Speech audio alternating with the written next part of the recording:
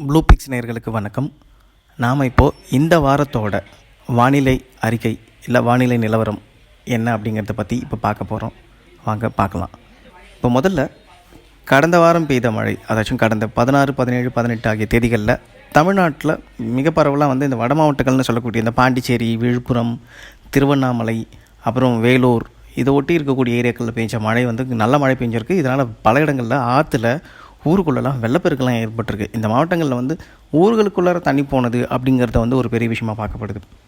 So apart that இந்த 2 நாளாக சென்னை உட்பட வட மாவட்டங்கள் எல்லா பகுதிகளிலுமே நல்ல வெயில் இருந்திருக்கு. ஸோ துணியெல்லாம் காயப்படாதவங்க, இந்த மாதிரியான வெயில் வராதா அப்படின்னு எங்கிட்டு இருந்தவங்களுக்கு இந்த 2 நாள் ஒரு நல்ல செய்தியாக இருந்திருக்கும் அப்படின்னு நினைக்கிறேன். இந்த வெயில் இருந்தது, எல்லாருமே நிறைய விஷயங்கள் பண்ணியிருப்பீங்க. ஸோ அடுத்த ரெயின் பாசிபிலிட்டிஸ் அப்படின்னு சொல்லணும் அப்படின்னா, இன்னிலிருந்து இன்றைக்கி நைட்டோ இல்லை நாளைக்கு காலையிலையோ இதுக்குள்ளார ஒரு குறைந்த காற்றழுத்த தாழ்வு நிலை வங்கக்கடலில் உருவாக்குறதுக்கான வாய்ப்பு இருக்குது. இந்த காற்றழுத்த தாழ்வு நிலை இலங்கையை ஒட்டி மன்னார் வளைகுடா பகுதிகளுக்குள்ளார நகர்ந்து வரதுக்கான வாய்ப்பு இருக்குது. ஸோ இதன் மூலமாக பார்த்தோம் அப்படின்னா தமிழ்நாட்டோட பெரும்பாலான பகுதிகளில் நல்ல மழை கிடைக்கிறதுக்கான வாய்ப்பு இருக்குது. அதாச்சும் தமிழ்நாட்டுக்கான மழை கொடுக்குற சிஸ்டம் அப்படின்னு நம்ம சொல்லுவோம் இல்லைங்களா, அந்த சிஸ்டம் பர்ஃபெக்டாக ப்ளேஸ் ஆகிற இடம் மன்னார் வளைகுடா பகுதின்னு தான் நம்ம சொல்கிறோம்.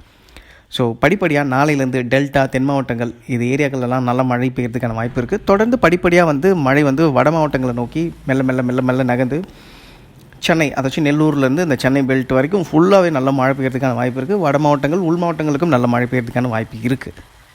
ஸோ அடுத்து ஒரு 4 நாளைக்கு மழை இருக்குதுன்னு சொல்லலாம். ஸோ நம்ம ஏற்கனவே பெஞ்ச மழை இதெல்லாம் வச்சு பார்க்கும்போது இந்த வருஷம் ஒரு சாட்டிஸ்ஃபைங்கான ஒரு ரெயின்ஃபால் நமக்கு கிடச்சிருக்கு அப்படின்னு சொல்லலாம்.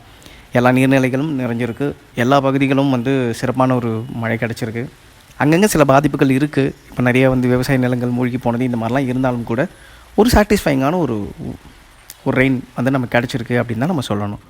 ஸோ அடுத்து வரக்கூடிய 4-5 நாட்களுக்கு தமிழகத்தில் மீண்டும் கனமழை தொடர்றதுக்கான வாய்ப்பு இருக்குது. இதை தொடர்ந்து 2ஆம் தேதிக்கு அப்புறம் மற்றும் ஒரு காற்றழுத்த தாழ்வு நிலை உருவாகி வர்றதுக்கான வாய்ப்புகள் அதிகமாக இருக்குது. ஸோ நமக்கு தொடர்ந்து நமக்கு டிசம்பர் 2வது வாரம் வரைக்கும் நல்ல மழை இருக்கிறதுக்கான வாய்ப்பு இருக்குது. ஸோ அதுக்கப்புறமான பாசிபிலிட்டிஸ் என்னங்கிறத அடுத்தடுத்து நம்ம பார்ப்போம். ஸோ இப்போதைக்கு இந்த 4-5 நாளைக்கு நல்ல மழை இருக்குது. ஸோ வழக்கமாக மழைக்கு நம்ம என்னெல்லாம் முன்னெச்சரிக்கையாக இருப்போமோ அதையெல்லாம் இந்த மழைக்கும் எடுப்போம். சென்னையை பொறுத்த வரைக்கும் நல்ல மழை இருக்கும் அப்படின்னு எதிர்பார்க்கலாம். பட் ஒரேடியாக வெள்ளப்பெருக்கு கொட்டி தீத்துரும் அப்படிங்கிற அச்சமெல்லாம் வேண்டாம்னு நினைக்கிறேன். ஸோ இப்போதைக்கு இது சொல்லுவோம். பட் சிச்சுவேஷன் என்னவா இருக்குது அடுத்தடுத்த நாட்களில் பார்க்கும்போது சினாரியோஸ், அப்புறம் அதோட சிஸ்டமோட டெவலப்மெண்ட்ஸ்லாம் எப்படி இருக்குதுன்னு பார்த்துட்டு நம்ம அதுக்கேற்ற மாதிரியான வானிலை என்னங்கிறத, நிலவரம் என்னங்கிறத சொல்லுவோம். நன்றி, வணக்கம்.